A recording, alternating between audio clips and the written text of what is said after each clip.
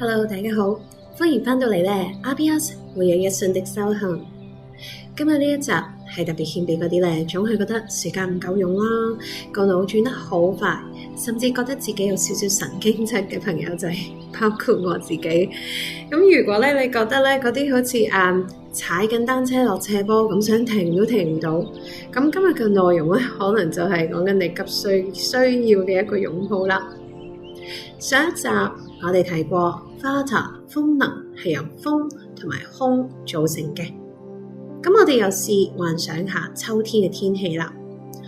呢個天氣涼涼地，乾燥多風，樹葉咧被風吹到周圍都係冇定向咁轉嘅。當我哋嘅身體入邊嘅 Vata 失衡嘅時候咧，其實就真係會變到咁嘅形態噶啦喎。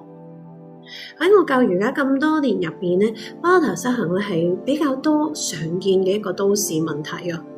咁而點樣我哋先知道自己係失衡呢？咁首先就係咧喺身體上。咁如果你發現自己皮膚咧特別嘅乾燥，搽嘅 cream 咧都覺得咧好爆擦，關節喐動嘅時候咧會有啲咧咔咔聲、啪啪聲等等啦。然後我哋又會成日便秘、肚脹，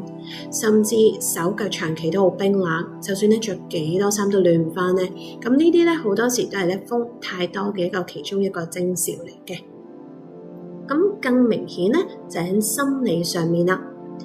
唔知你有冇試過咧瞓喺張床上面咧，其實明明真係好攰啦，咁但係個腦咧就不停喺度咧撈好多影像出嚟，好似咧唔識得停機咁樣喎。咁可能譬如擔心聽日唔知個會開成點啦，唔知今日其實咧有冇講錯咗一句說話，然後咧無限輪迴喺度 loop 啦。咁 Vata 失衡嘅朋友仔咧，佢哋啲情緒咧就會好容易波動，好容易焦慮啦、恐懼或者咧做唔到決定嘅喎。就好似一盞咧俾風咧一路喺度吹緊嘅燭光一樣咧，嗰個風嗰個燭光咧係搖擺不定、停唔到嘅燭光咁樣嘅。咁書入面咧其實都講得好啱，風能就好似風，佢需要一個容器，佢需要大地嘅支持，所以咧安撫翻 Vata 嘅關鍵字其實咧就係溫暖、規律同埋咧貼地 grounding 啦。咁具體其實我哋可以做啲乜嘢咧？咁阿育吠陀呢一本書咧，其實就有一個原則去教我哋點去幫自己做一個平衡，就係以一個相反嘅特質去做平衡嘅。咁既然風係凍、乾、輕嘅話咧，咁我哋其實就要俾翻佢一啲咧相反嘅元素，即係熱、濕同埋重嘅嘢啦。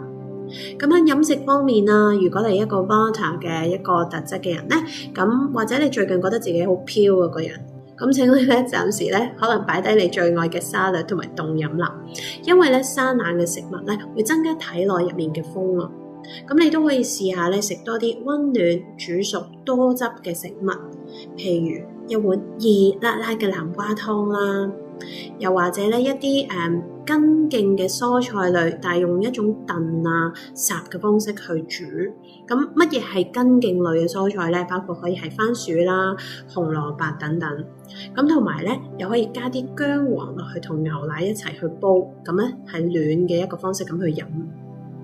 食飯嘅時候啦，咁又可以加啲優質嘅油落去，譬如咧，我哋喺印度咧會好常用一種叫做酥油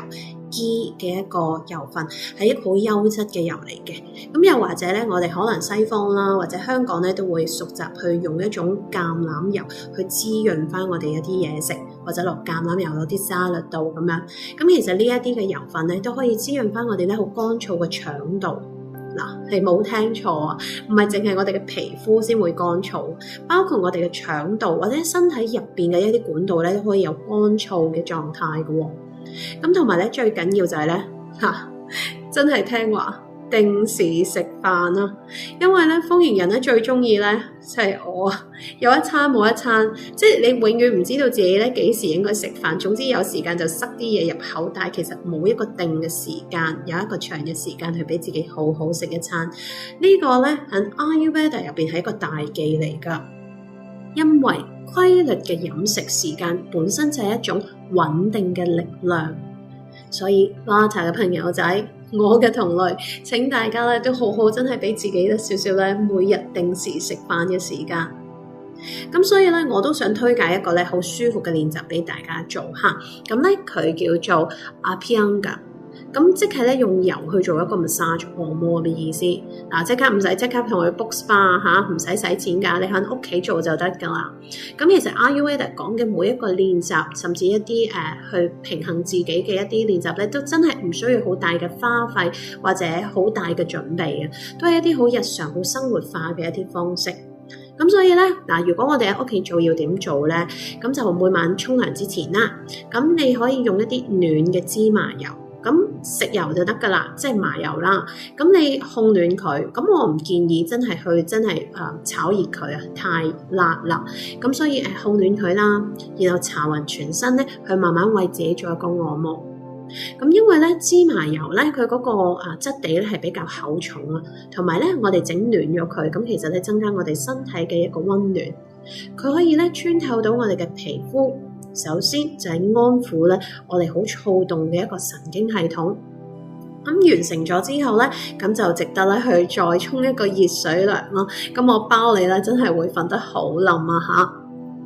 咁咧，至於喺瑜伽席上面啦，咁 Vata 嘅同學咧，通常都勁中意做啲咧快速少少、流動啲嘅瑜伽種類，包括 Vinyasa Flow 嘅一啲體式嚇，中意跳嚟跳去或者咧唔會停留好耐嘅一啲練習模式。不過咧，我又會建議你啦，當你好焦慮、好心急、好停唔到落嚟嘅時候咧，試下。唔一定要去到Yin Yoga咁極端下，我都知係會好靜唔到落嚟，甚至會覺得好辛苦。咁但係我哋可以試下將嗰個節奏咧放慢翻一半咯，慢少少去做一個流動嘅練習。而至於你話會唔會有啲特別嘅體式係適合咧？咁我會建議一啲咧幫助 grounding 去接地氣嘅一啲體式，即係 for example 好簡單嘅 Tadasana 山式，即係雙腳可以拍埋或者稍微嘅分開，腳趾指前，身體係一個暫時嘅狀態，放鬆膊頭。我哋嘅赤腳踩喺地下，去感受我哋嘅腳板同大地嘅連結。呢一個係一個好基本嘅開端。又或者咧，如果你可以適合做一啲平衡嘅式子，你可以選擇做樹式。樹式 Tree Pose Vrikshasana。你可以想象咧，你嘅腳咧就好似咧生根入土咁樣咯。你好似咧就自己扎根咗喺土地入邊，而就算上半身有幾大風嘅風吹草動都好，你嘅下半身都係穩定，有一個好穩陣嘅基礎嘅。至於咧，仲有一個可能大家都最中意嘅動作啦。咁呢一個體式咧就叫做嬰孩式。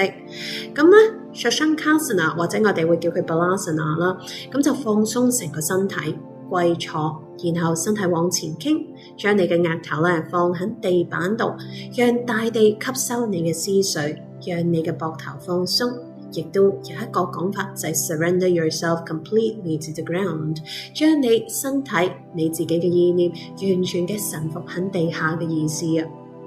咁至於呼吸啦，咁呼吸我哋可以咧有啲乜嘢練習會適合咧？咁咧呢個我哋都幾常做，係一個比較靜態嘅調息法 Nadi Shodhana， 咁即係左右鼻孔交替嘅呼吸法，或者咧我哋亦都有另一個名就叫做經絡潔淨調息法。佢可以咧好有效咁去平衡我哋嘅左右腦，咁咧去平靜我哋嘅神經。其實咧對付失眠都係有一定嘅效用嘅，當然就未有 Brahmi 咁直接嘅對應，但係至少平衡翻我哋裏面可能有嘅失衡啦。所以咧而家我都好想邀請大家用少少嘅時間同我一齊做一個好簡單 grounding 嘅一個冥想。咁無論你而家喺邊個位置都好啦 ，office 嘅燈、屋企嘅 sofa， 不過揸緊車就唔好啦。咁咧，請揾一個舒服嘅坐姿坐好，甚至你想瞓低都得嘅。輕輕合上眼睛，將你嘅注意力咧帶到身體同接觸椅子、床、地下嘅部分，感覺咧自己嘅重量。想象咧，你好似由你嘅尾骨啦、大腿啦、腳板接觸地下嘅任何身體嘅位置，會長出好似一個好紮實嘅根，同地下同地板嘅水泥一齊去紮根，穩定堅固。呢一個嘅接觸係深入嘅，係溫暖濕潤嘅，而每一次嘅呼氣就將你嘅焦慮、擔心，甚至你好多餘嘅念頭，都順住樹根慢慢排到地下。大地會包容，會吸收一切，同你分擔一切。每一個吸氣，你將大地嘅穩定啦、滋養嘅能量啦，全部一齊吸入去你嘅身體，去滋養翻自己，去感受自己內在嘅一份肯定同穩定。記得你係安全嘅，你係被支持嘅，你係好似同大地一樣嘅穩固，被承托、被包圍住嘅。然後可以慢慢專注翻當下，慢慢嘅張開眼睛。好啦，今集比較長少少，但係我希望真係可以幫到屬於 Vata 嘅朋友。所以如果你有身邊嘅朋友成日都話好忙啊，好忙啊，又停唔到落嚟啦，好攰啦，甚至成日手腳冰冷嘅時候佢好想得到少少嘅 advice， 可能呢一集嘅錄音將會俾到佢少少嘅幫助喎。所以下一集我哋就將會去照顧另一班嘅朋友真係熱情如火嘅朋友，會燒親自己嘅火型人。所以下集再見啦，Namaste。